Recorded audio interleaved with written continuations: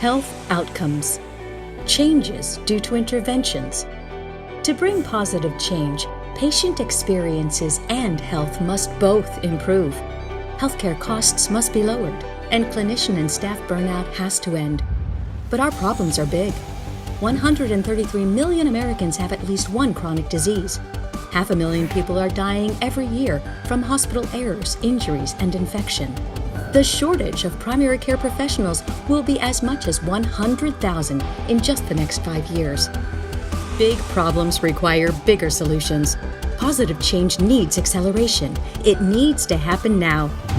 But these are not so easy solutions that many don't want to hear, and even fewer are willing to talk about. How to lead such a change? How to discover, discuss, and disrupt healthcare to make a difference now? This is VITALS, Visionary Health Leadership in Action. Welcome to VITALS, Visionary Health Leadership in Action, brought to you by Northeast Ohio Medical University in partnership with University Hospitals. VITALS is an open forum to hear from national healthcare leaders who are using the VITALS tools, value, innovation, technology, advocacy, leadership, and service to transform healthcare for our patients and our communities. Our featured VITALS transformational leader today is Dr. Shelly Senders. Every clinician can be a transformational leader, improving the lives of their patients and the health of their communities. VITALS often focuses on health systems, but the impact of independent, community-focused healthcare leaders can have an equally large impact for the communities that they serve. Dr. Shelly Senders is just such a transformational leader. He founded the nationally recognized Senders Pediatrics more than 35 years ago. Dr. Senders takes a multifaceted and integrated approach to healthcare in his practice that always puts the patient first. As an example, Senders Pediatrics was one of the first practices in the region to be certified as a patient-centered medical home, which gives families the assurance that all of their medical needs can be managed under one roof, a one-stop shop for healthcare. He also spends significant amounts of his social capital in giving back to the community with programs like the Family Kindness Festival, a free community event which aims to foster the concepts of have fun, do good, be kind. Senders Pediatrics was voted the 2024 winner of Northeast Ohio Parents Magazine's Best Pediatrics Office. This marks the 7th year the practice has received this honor. Please join me in welcoming Dr. Shelly Senders. Thank you so much, Dr. Lanchell. Thank you for the kind words. And really, thank you so much for Neomed for sponsoring this program. It's a fascinating program. And as a medical student, I wish I had that type of program many, many years ago. So the title of the topic is The Joys and Challenges of Independent Primary Pediatric Care. And before we even talk about joys or challenges, we really need to define what is pediatric primary care. So the fortunate thing is that the American Academy of Pediatrics, our major organization supporting pediatricians, has a good definition. And their definition is continuous and comprehensive, accessible and affordable, and patient-centered. So let's talk about those three, and we'll talk briefly about how Senders Pediatrics accomplishes those, but frankly, that's what most of the healthcare systems do as well. Continuous and comprehensive, newborn to adulthood. So pediatricians have actually stolen a little bit of adulthood. Used to be that we only went through adolescence, but the definition of adolescence has actually changed, and now It goes up to 24, and in some cases 26. I think most people realize that insurance companies pay for insurance up until age 26. So Senders Pediatrics is from newborn to adulthood, and we take newborn very seriously. We're actually one of the only practices that still sees newborns in the hospital. And part of the reason that today has been a crazy day is that we had 5 newborns in 2 different hospitals. And one of the things that happens in that newborn period is you walk out of that room when someone is feeling vulnerable and you go, this is someone that can take care of my child and can be my partner. Preventative and anticipatory. So most of what pediatricians do is preventative and anticipatory. As opposed to many other physicians, most of what we do, we don't see results. We don't see blood pressure results. We don't see weight results. Sometimes it's over and over and over again, the same sort of thing. And so coming up with an approach to preventative and anticipatory is what makes somebody a primary care physician. Diagnosis and treatment of acute and chronic health disorders. So people in Israel, they have a bifurcated system. They have something called tipat halav, where you see somebody for preventative and anticipatory, and then you go to your pediatrician for acute and chronic health disorders. That's not what we do in this country. We put the two together, which means you've got to be a master of both. Management of serious and life-threatening illnesses. So again, we've got to identify who has cancer and who has meningitis and who has just a cold. And so that's what primary care does. And then appropriate specialty referrals. Accessible and affordable. So 24/7 care includes after-hours care. We are available in the office 24/7, and we're here 359 days. We're only closed for 6 holidays, and it's hard when you have to provide after-hours care. When I first started, I was on call all of the time. Now, thank God, we have other pediatricians to care for that. And then accepts both private and public insurance options. That is not the case in many primary care practices. I was lucky. I trained in the poorest zip code in the country in Brownsville, East New York. And when I trained there, I realized that poor people need good quality care. So when you come to Senders Pediatrics, you can see a teenage mom or the child of a CEO of a Fortune 500 company, and they get treated the same, and they often are talking to each other in the waiting room. Patient-centered. So care is collaborative. Patient and family preferences are respected, and the primary care provider is the care quarterback. The schema on this slide actually talks about a lot of the same sorts of things. This was published in the New England Journal of Medicine, and it's mission and values aligned with patient goals. It means that we are not your boss. We are your partner, and you may disagree with us, but you are going to be our partner. And that didn't exist when I first started. And that's one of the reasons that we got certified as a patient-centered medical home. Physical comfort and emotional well-being are top priorities. We understand the whole family. When someone has a major illness, those are the kinds of things that we take into consideration. Patient and family viewpoints are respected. They're included in decisions.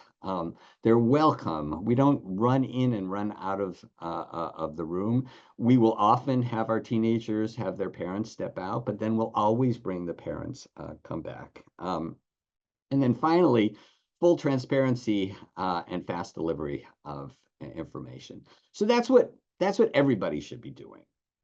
I think the real focus of today's lecture is what I call the 6 I's of independent primary care pediatrics. And this is the way that we do it. There's 6. Independent, it's our pleasure. innovative, integrated, invested, and invaluable. So let's talk about that a little bit. What's independent mean? Independent means best-in-class, non-siloed care. That means that we have relationships in this catchment area with the Cleveland Clinic, with University Hospitals, Rainbow Babies and Children's, and with Akron Children's. Metro is a little bit more challenging, but our job is to find the best in class. We're not going to send you to somebody just because we're part of that system. We're going to find the best person, and we sometimes will send you to one person for this problem, one person for that problem, and one person for a different problem in 3 different systems. It allows for rapid practice transformation in real time. You just have to convince me that this is a good thing. You don't have to go through lots of different barriers, and that really is fun. We'll talk a little later about our healthcare newsletter, which has sort of energized our practice. But I'm just going to give you some examples of things that we have changed in the last couple of years based on best practices. So we've identified a list of preferred providers in all local health systems. So we don't refer to just everybody. We really look at preferred providers, people who connect with our patients, people who send us notes, people who are best in class. I had this conversation with Ed Barksdale, who's the surgeon-in-chief at Rainbow many years ago, and I said, you know, for a surgeon, that guy was actually pretty nice. And he goes, I take umbrage when you say that, because every one of our surgeons should provide quality care. We've eliminated automatic blood pressures because the error rate is too high. In almost every system, they use automatic blood pressure machines. They don't work. The data shows that they don't work. We did actually a research project with the American Academy of Pediatrics a number of years ago, and their error rate is too high. So we use manual blood pressures. I know that's not PC in 2024, but that's good healthcare. We've reduced the number of vaccines at 5-year checkups because it leads to more cases of needle phobia. Well, there was a fascinating article about 5 years ago that showed that if you get one vaccine between 4 and 6 years, you have a 5% chance of having a permanent needle phobia. If you get 2, you have an 11% chance. If you get 3, you have a 23% chance of having a permanent needle phobia. It's estimated that one of the reasons that we had so many problems with the COVID vaccine rollout was because all these people had needle phobias. Well, until 2 years ago, every patient who came in at 5 years, because it's required by state law, every patient would get 3 or 4 vaccines at 5 years. Well, there are combination vaccines, and we now give 2 combination vaccines, and we think we're going to reduce needle phobia significantly.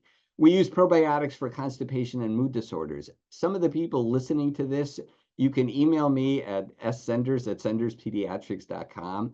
It is crazy. There is something called bifido and fiber, which is a probiotic, and it increases the number of bowel movements in a week by 3-fold. We have almost eliminated Miralax, both in children and in adults. But that's independent because we can come up with best in class.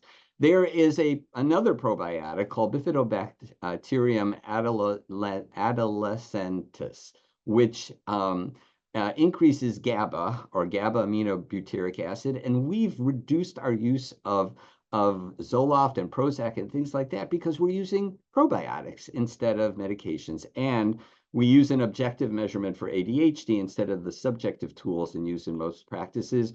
So the standard of care from the AAP is to use Conners forms or Vanderbilt forms.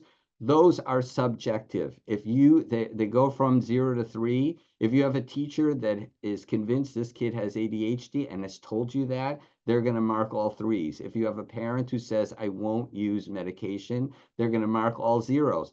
That doesn't help anybody. We have an objective approach, which really works. All right, the next one is it's our pleasure. So I think everybody believes it's our pleasure, although in today's day and age, if you speak to most people, they'll say no problem. And there's a big difference between saying no problem and saying it's our pleasure. No problem means it really is a problem, but for you, I won't make it a problem. But our pleasure means that it'll make you smile every time, even when I say it to you, it makes you smile. So it's hard to train people, and particularly Gen Zers.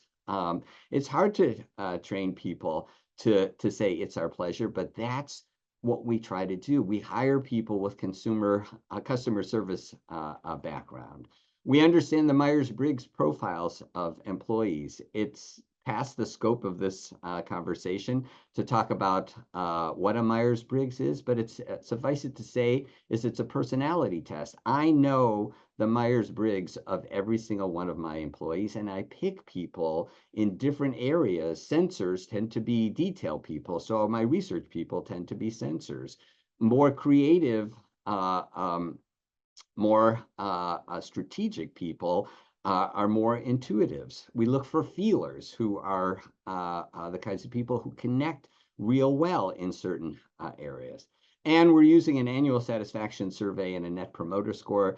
Net promoter score, for those people who are interested in marketing, is you ask people every year, and we've done this now for 40 years, what on a scale of 1 to 10, how likely are you to recommend this practice to someone else? The net promoter score for healthcare in general is about 38, and ours this year, which we just concluded last week, is 80.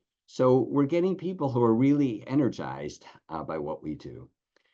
The third I is innovative. And this book, Flash Foresight, is now about 10 years old, by Daniel Burris. He's written actually additional books.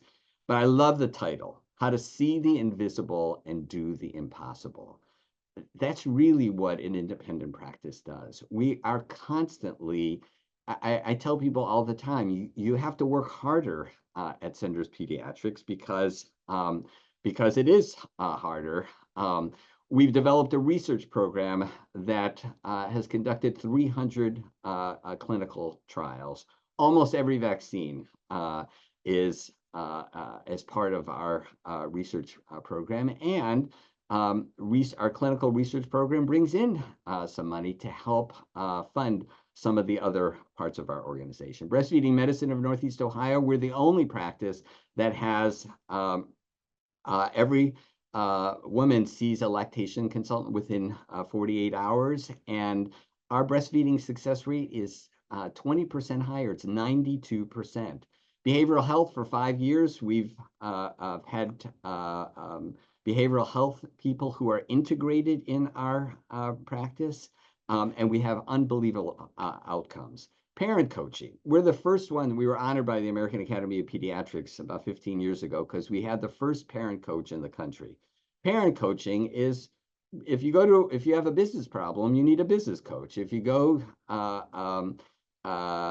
if you have a parenting problem, you need a parent coach. That's not a psychologist. So this way you're not saying, this kid has been in counseling for 10 years. Educational consulting. If you're interested in going to school early or having some difficulty, we do those fancy educational consulting tests. And then conscious discipline for vaccine fears.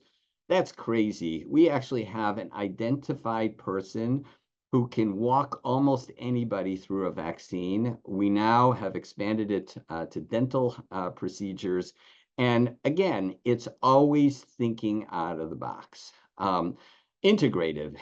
It means that if you've got lots of different areas, you're not siloed. So fully integrated clinical and behavioral health, we can see the charts of our behavioral health people, and we can go down the hall and we can talk with them.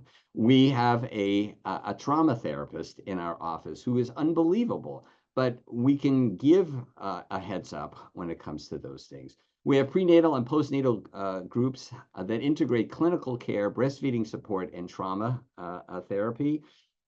And to me, that's one of the cutting edges Every woman who is listening to this, who has had a child, knows that whether you have a vaginal delivery or a C-section or a preemie, there's trauma. And if we can prevent some of that stuff and address some of those issues, either pre or postnatal, that's very helpful. And then osteopathic manipulation is a technique that helps with torticollis and all sorts of other things. We're invested in the community. Dr. Langell talked about our kindness festival. We have 2,500 people that come to this kindness festival to watch 25 social entrepreneurial kids who have started their own nonprofits, and 30 or 40 nonprofits that work with kids. And Daily Dose of Reading was started in this office 20 years ago. Thankfully, I'm emeritus, but it provides some of the best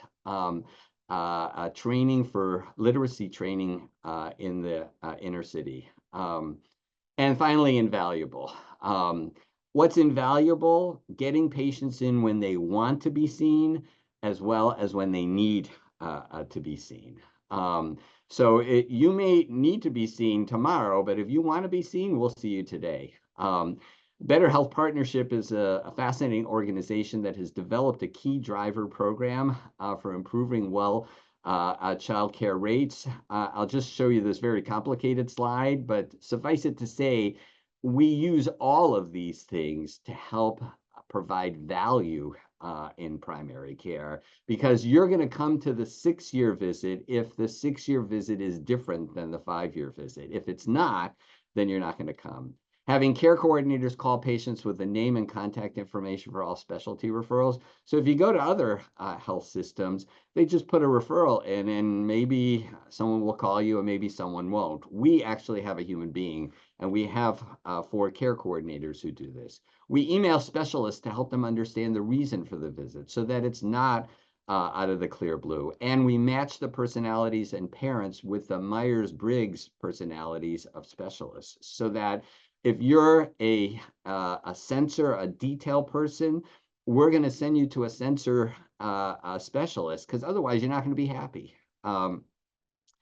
So this is the last slide. I know I'm getting towards the end of my time. And, you know, the title was the joys and the challenges. There are lots of joys. The challenges are these 6: time and work-life balance. So we have a lot of pediatrics now has become primarily a female practice. 81% of the residents coming out of residency programs are now women. And so we're very sensitive to that. A lot of our female providers are on part-time. And it's hard because we cover hospitals, we cover a night call, we take care of our patients, and that's hard. Appealing to Gen Z providers and staff members, everybody knows discussions about what the different generations are all about, but you have to understand your Gen X's and your millennials and your Gen Z's. I'm still a baby boomer, but you got to understand them, and you got to be able to connect really well with your staff. Staying afloat financially. Well, the dirty little secret is big hospital systems get paid better than small independent practices. Not because they necessarily give better care, but because they have more financial clout. We've had to impress upon some of our payers that we do provide better healthcare. Our emergency room utilization is one of the lowest in the state, according to Ohio Medicaid, and that's how we do it. Surfing between systems, that's pretty obvious. We've got to pick the right person, and people get insulted.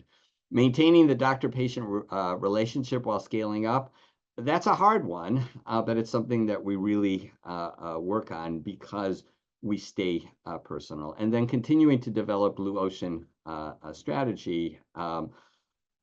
So Blue Ocean Strategy is a book that came out many years ago, and it's about how to keep being relevant. And that's what we have to do, because there's the red ocean where everybody competes and the blue ocean where nobody competes. And for us to be independent, we have to work harder, but we have to always be creative. So that's the end of the presentation. I'd actually like to introduce Monica Robbins from WKYC in Cleveland, who will be our moderator for the question and answer period. Thank you, Dr. Senders. Great to see you again. Thank you. All right, I want to welcome, we have 156 participants in this Zoom Vitals. I want to welcome all of them. If any of you have any questions for Dr. Senders, please put them in the Q&A and I will get to them as soon as possible. We do have one question. Our first is, in today's changing healthcare landscape, most new physicians work for major systems rather than being independent business owners. And some say that independent practice is dying off. So given the value that you share regards to independent practice, how would you advise new physicians on how to be successful in doing this and still maintain the work-life harmony? And how should medical education change to prepare future doctors for independent practice? So those are a lot of questions. You may have to prompt me on the last ones. Everyone says that we're dinosaurs. Last year, there were 250 residency spots that didn't get filled. So people are not interested in going into primary care. And my address to the 156 people who are watching this is, we're alive and well and successful because of all the things that I just talked about. In a lot of ways, being independent gives you a lot of pleasure.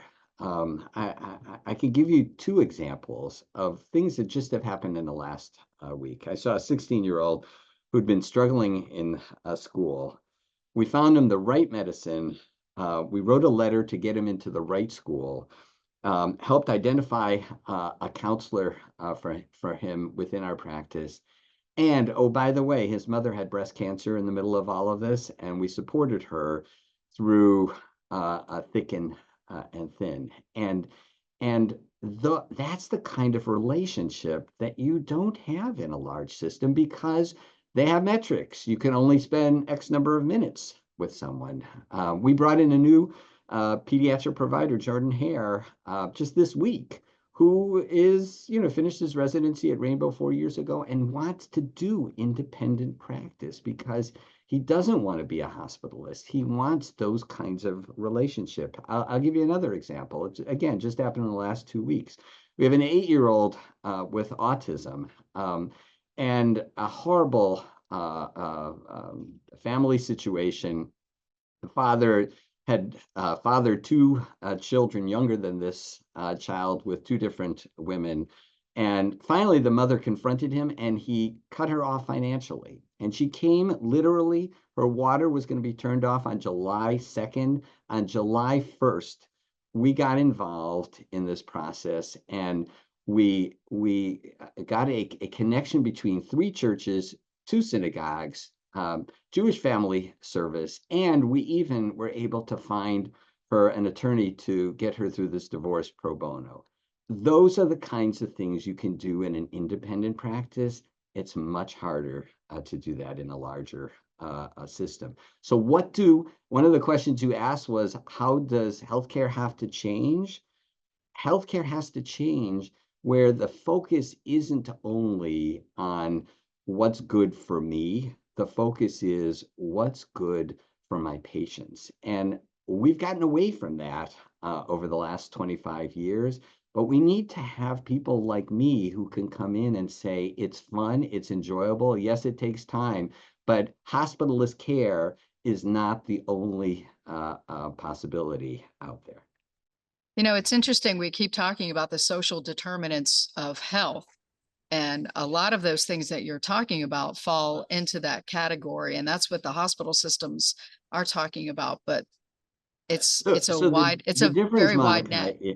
The difference is many hospital systems require you to do an SDOH survey. But what happens when you do the survey? It's checking boxes. For us, it's not, we do those same surveys, and we have 1 or 2 people a month that need services, and we connect them. And no, we don't send them to the social work department. We connect them, and we're part of that process. So we know that next year when we see them for their visit, that's one of their problems, and we're going to continue that process. The other question was, how does medical education need to change to prepare future doctors for independent practice? So part of it is role modeling. You know, we have in the nurse practitioner world, we have 1 or 2 nurse practitioners who rotate through our office all of the time. We don't have doctors who rotate through our office. Those of us who really are passionate about it, you spend 2 weeks in our office. We have someone from Nationwide who's coming up in a couple of weeks to spend 2 weeks with us. They may not see patients, but they're going to see us. They're going to see, we have 6 physicians and 8 nurse practitioners. They're going to see integration between nurse practitioners and physicians. They're going to see relationships between medical assistants and doctors. They're going to see how to run this kind of thing, and hopefully they're going to be energized by this sort of thing. What I said to Dr. Langell before, this is we're happy to come out and have this conversation. And the fact that Neomed has invited me to do this, we'll hopefully be able to take this tape and use it in places where you see someone who's passionate about what they're doing and who believes that it can be successful. All right, from our Zoom audience, Tim wants to know, do you query or survey your patients about their experience, and do you share the comments, feedback, or scores you receive? Yes, absolutely. We send out a questionnaire every year. We sent it out 3 weeks ago, so I can really speak about 2023, 2024. It has 32 questions, which is way too many questions.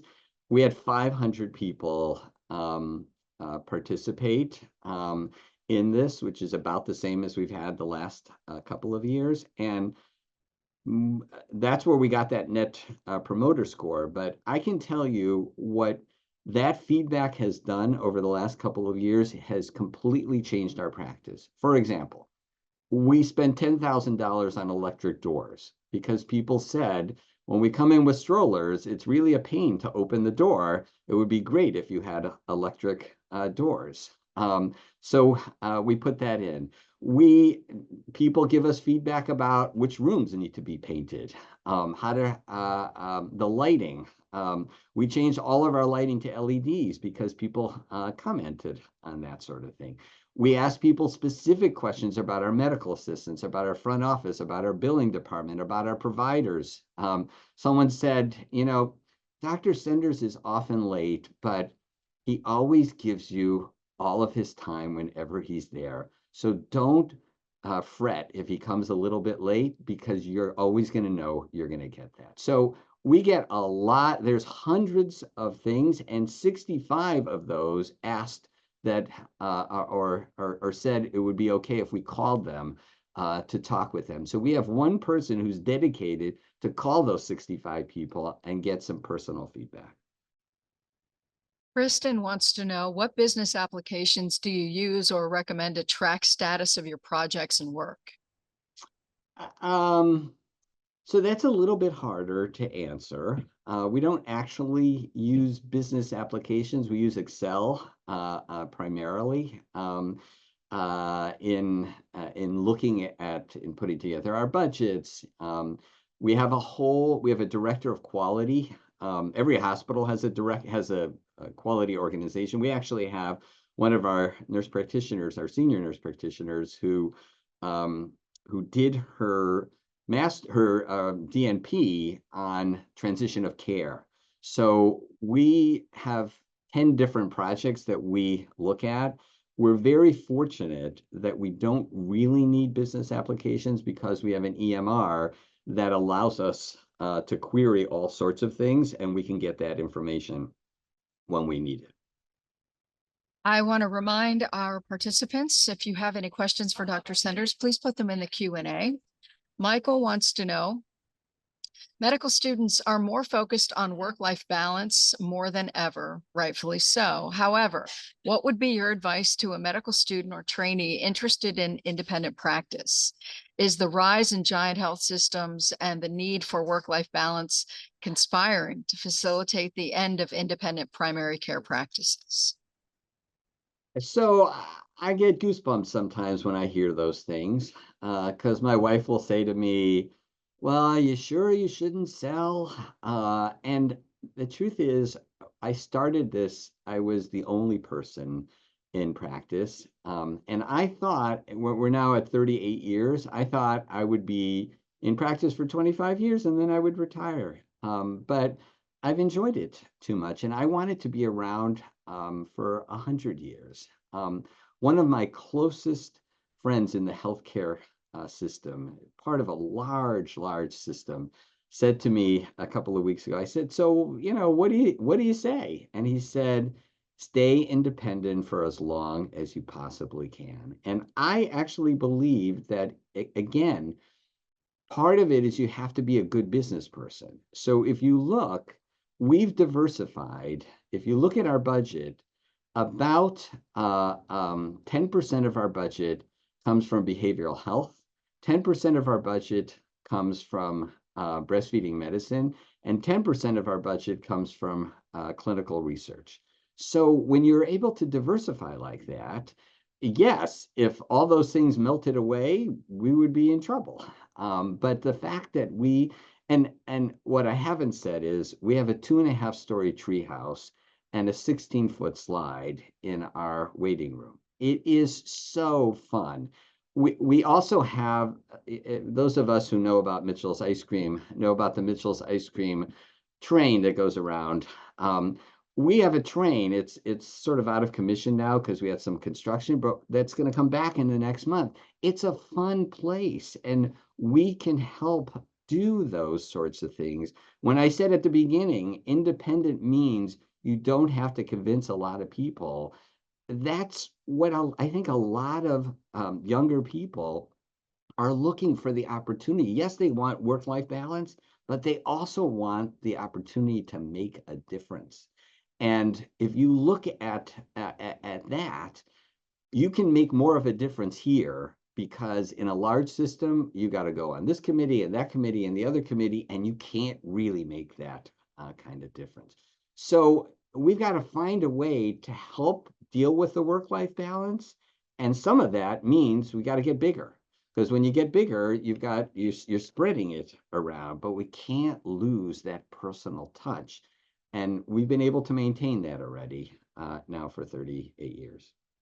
You brought up business. This attendee wants to know, do you have an MBA, and would you recommend physicians and other healthcare professionals obtain a master's degree? So again, I'm in my 60s. In those days, MBAs were not as relevant. What an MBA does is it gives you extra tools. I'm very fortunate that my dad was in business for 50 years, and I grew up living an MBA. Now, again, those who go for an MBA will be insulted by that, because they'll go, what do you mean you're living an MBA? I had to spend 36 credits getting an MBA. But my dad taught me something. If people remember just this one thing, it's worth it. My dad talked about something called a curlicue. What's a curlicue? A curlicue is something that makes you just a little bit different. So my dad was in the paneling business, and in those days, you had to come to stores and pick out a panel. So he cut it up into little 6x12 panels and put it in a box. Now, we're used to that. If you go to any store, they give you samples. 50 years ago, they didn't give samples. That was my dad's curlicue. If you go to a Senders family reunion, they go, what's your curlicue? If every single person who's listening to this looks at themselves in the mirror and says, what's my curlicue? Then you will be able to be that kind of invaluable person. What are this somewhat of a medical question, but not too detailed. So what are the questions to ask for a well visit for a child who will be turning 18 soon? What would be good to check as they're coming into an adult? So it is a little bit more technical, and because we take care of people until 20 last week I would have said 24. This week we've actually decided to go to 26.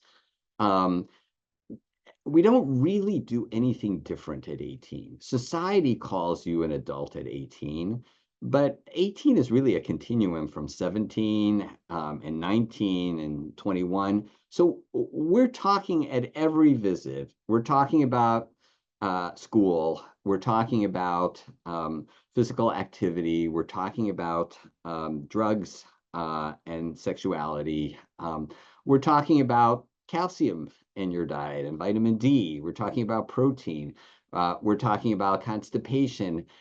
So all of these things, there isn't a specific thing that we do at 18 years, but because we've seen those kids for years and years and years, it's really just a continuum for that sort of thing. Again, I want to, we still have, we haven't lost any of our participants, which is very exciting. So I want to encourage them. If you have any questions for Dr. Senders, please put them in the Q&A. As we're moving on, we have another question. Your approach to culture-based hiring, how do you maintain the culture of the practice through training and internal awards? So I love that question because we talk about senderizing people. It's a pun on tenderizing. I meet with every new provider for 12 hours.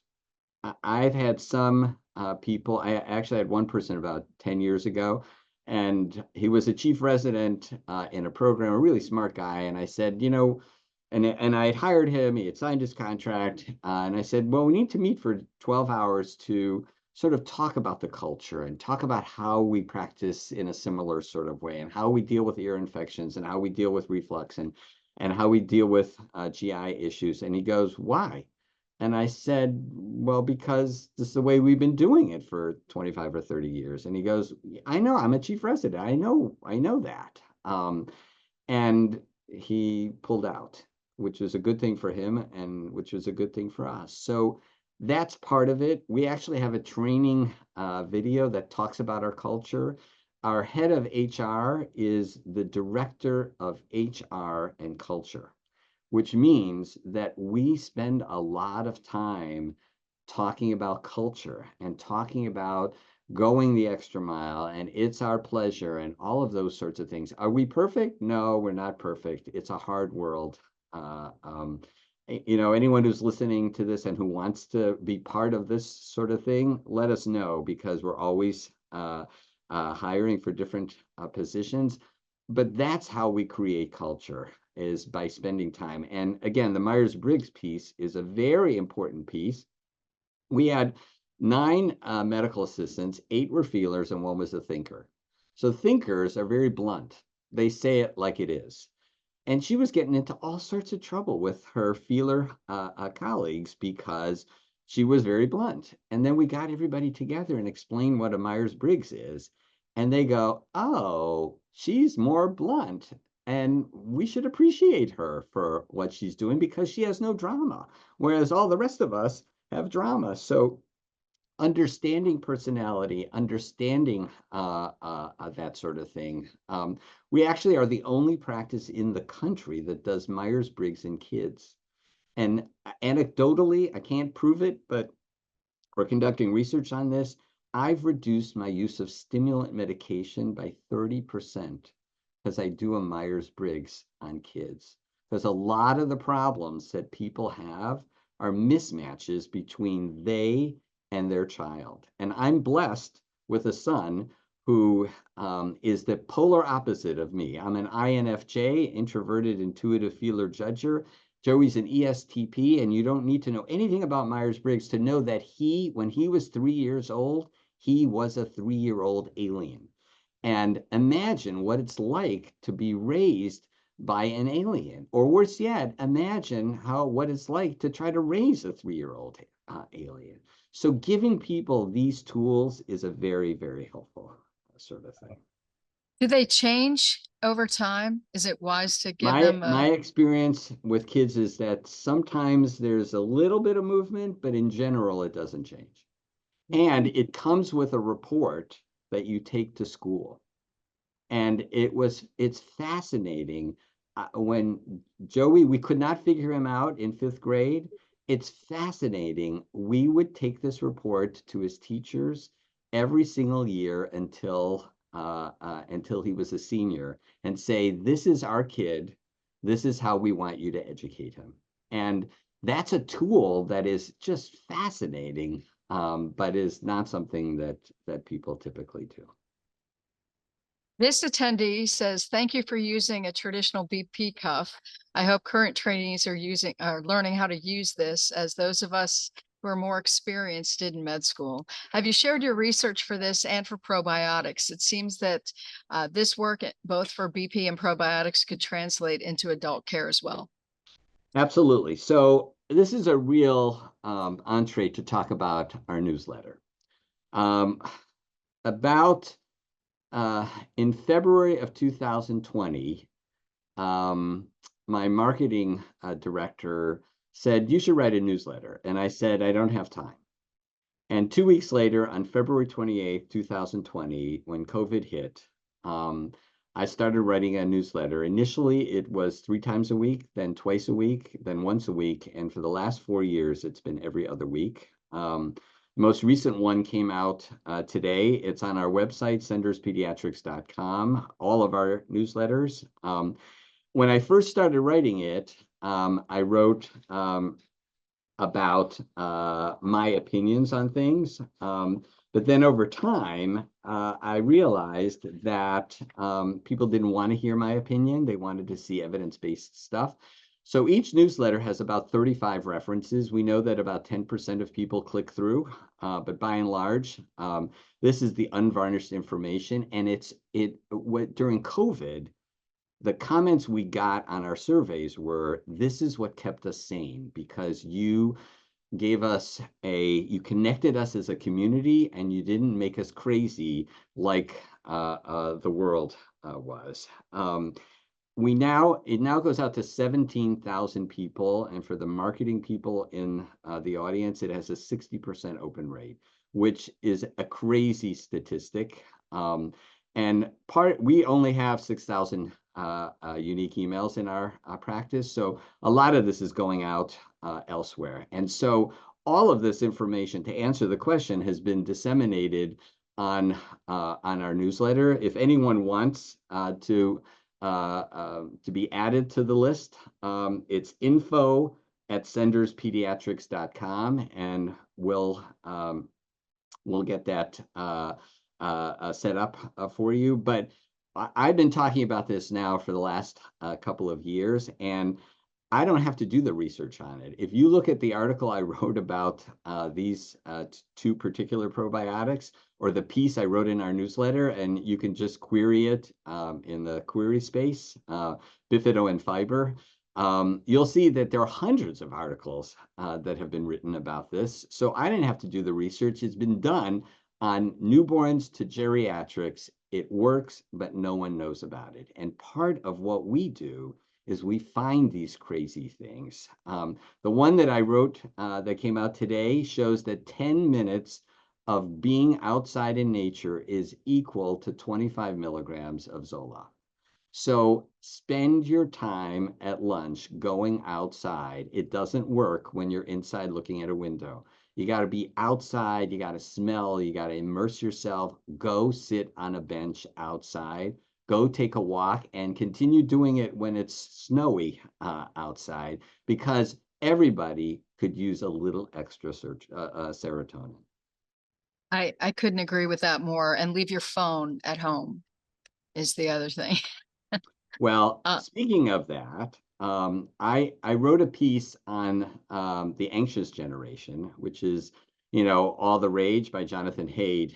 So in April, if you look at our newsletter, there's a special one on the anxious generation on phones, and I sent it to Dr. Haidt, and he wrote back, "Oh my God, you wrote the cliff notes of my book." So and then he tweeted it to his 400,000 followers. So we saw a huge spike in our web traffic at that point. But if anyone really doesn't want to read a 300-page book, they can look at our newsletter. I've reviewed dozens of books over the years, books that are just fascinating. And I read a lot of that sort of stuff. That's where I get my blue ocean type of stuff. We have a couple of questions that touch on this subject. I'll start with a question from one of our attendees. Senderizing reminds me of the old Ferberizing an infant. You note the diminished student interest in pediatric residencies. So how would you turn on today's students to pediatrics? And a follow-up question to that is, do you have medical students rotating through your practice? We have nursing students who rotate through. We have occasional medical students. We're happy to have medical students, and we're happy to have residents. It's really a matter of in some ways, it's more about the schools. My sense over the years is that the schools have not been interested in promoting independent practice. And so that's why we don't get calls, because it's really just having another person in the room to be able to do it. We have relationships with Vanderbilt and Duke and other places. OSU, we have a relationship. So yes. So the remind me the question again. It was. Do you have medical students rotating through your practice currently? Oh, and yes, and also about how to change the culture in medical schools. So, people often ask me why I became a pediatrician. So, in medical school, you go through different rotations. So during my internal medicine rotation, about halfway through, I asked the senior resident how I was doing, and he says, "Actually, Shelly, I find you to be deficient in all areas of knowledge." I said, "Really? What could I do to help myself?" And he goes, "Actually, I don't think there's any help for you." So that's why I'm not an internal medicine person, because I don't want to be colleagues with people that weren't touchy-feely that way. Pediatric residencies are really, pediatric rotations are critical. It's critical for medical students to have exposure to people who love what they're doing. You could see it by the smile on my face. You can see that people ask me every day, "How are you?" The most common thing is, "How are you?" "Fine," and "you?" "Fine," and "you?" And you keep going on and on and on. So when people say, "How are you?" my answer is always "Great." And that's a showstopper, because people go, "You're great? Like, what's going on? What's so great?" And I go, "Well, let's see. I get to play with cute little kids all day. I get to talk to interesting teenagers. I get to interface with adults who care about what I have to say, and I get paid for it. What better job can you have in life?" And that's the kind of passion that people need to hear about in school. Medicine is, my son started medical school this week.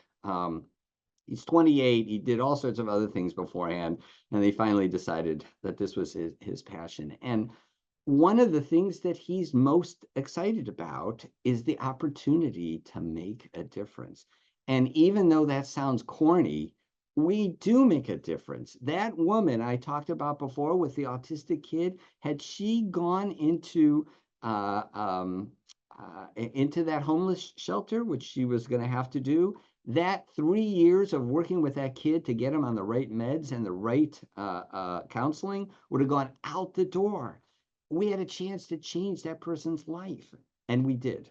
So, by the way, if someone wants to donate money for that person, you can reach me as well, because this is what I do.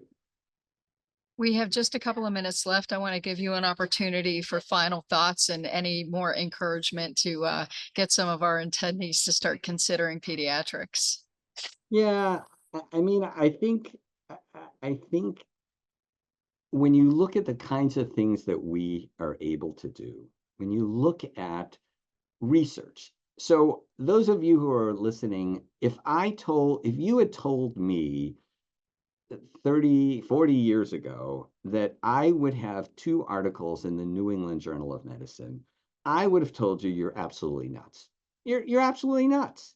I don't do that stuff, but I do have 2 articles with my name in the New England Journal of Medicine, and the Prevnar 20 vaccine that protects against pneumococcal disease, I'm the first author on that article.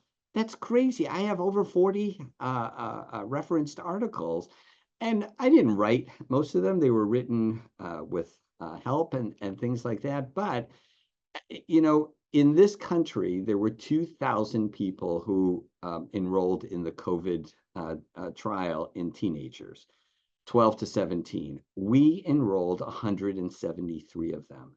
That means that just a little bit less than 10% of people in this practice made a difference in the entire country and the entire world. We also enrolled 250 adults in that study.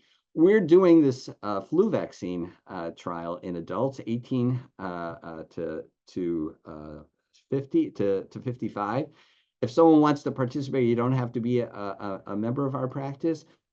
It's an mRNA flu vaccine, which means that if we realize that just like COVID now, the FDA decided it didn't like the strain, so it's changing the strain, and within a month, there's going to be a new vaccine. You're going to be able to do that with flu. There will never be a flu vaccine that won't protect you again.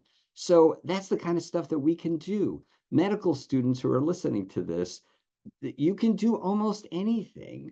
You just have to believe that you can do almost anything.